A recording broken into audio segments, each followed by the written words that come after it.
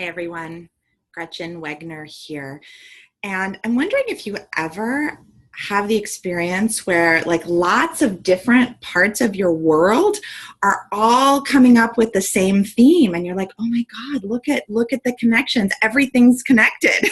I'm having one of those situations right now with the following fact that keeps on coming up over and over in my world. And that is that feelings and cognition are interdependent. This came up in a really concrete way in the training call that I had recently with my new cohort of the Art of Inspiring Students to Study Strategically. And one of my great thrills in that course is that coaches and colleges and high school teachers all come together to explore how to support kids in studying strategically, yes, but also having really robust intellectual and emotional lives, right? Because that's the real crux of education, I think. It's studying strategically is a strategy to what end? To feeling competent and excited and curious about the world with the tools to help you follow that curiosity.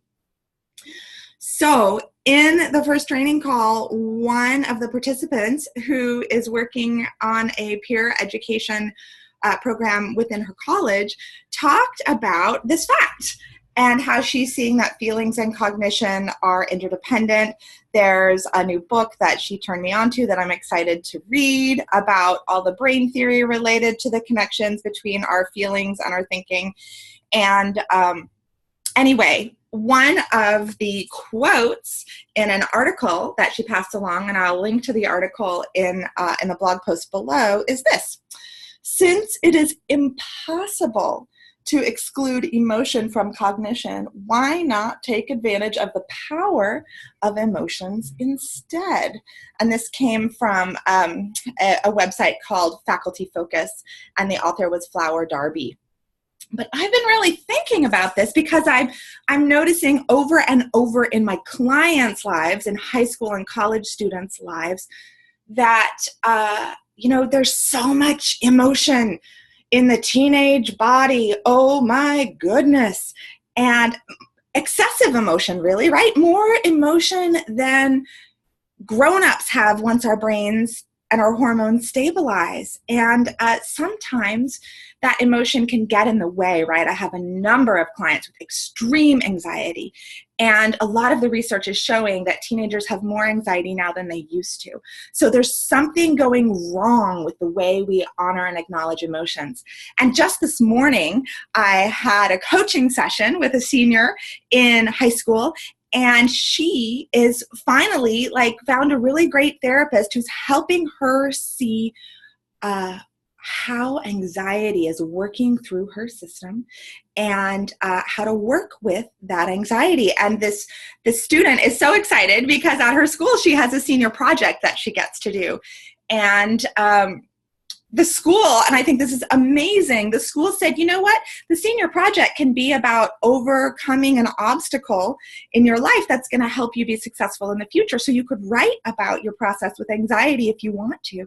And she's so excited. In our coaching session, we set up a journal so that she can reflect about what she's learning in her therapy sessions. And then in our coaching sessions, we can look specifically at how she's using what she learned in therapy to look at her academic life, and she's excited because she's seeing the connection between the two things.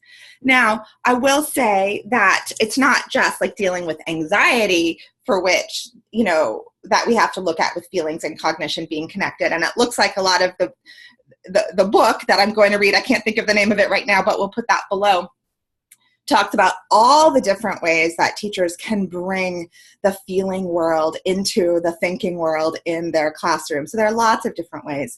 But I'm just excited because in this moment, I'm seeing the direct application with my current client of this idea.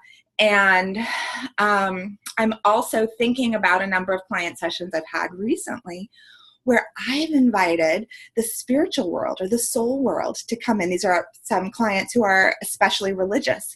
And I've just decided to talk about that and to let that come in to our coaching sessions as well, so that that is another way of bringing feeling into the cognition world. And it's exciting for me. I'm really seeing my teenage clients resonate with bringing their feeling world more into this process. And so I just wanted to put that out there to you all.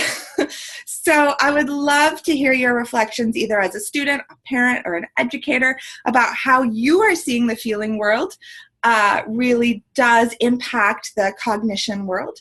And you can always email me directly at Gretchen@GretchenWegner.com.